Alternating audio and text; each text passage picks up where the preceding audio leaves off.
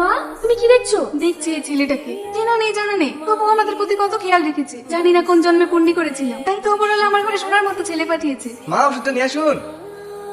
এই লেন ওষুধ। তুমি না, তুমি ওষুধটা খাইয়ে দাও, নিয়ে আসছি।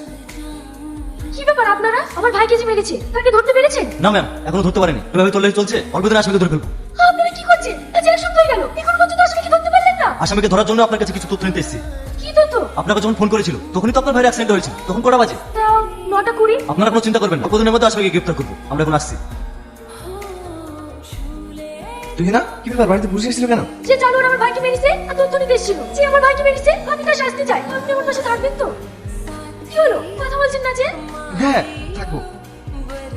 মা, নিন বাজার। আব্বা ওষুধগুলো খাইছেন? হ্যাঁ সোনা, খাইয়েছি। কি ব্যাপার, তুমি নাকি দেখতে পাচ্ছি না? তুমি না কোথায়? নদীর ধারে 4টে হাঁস আছে, ও হাঁসগুলো আনতে গেছে। নদীর ধারে? কি ব্যাপার, তুমি এখানে বসে? কিছু না।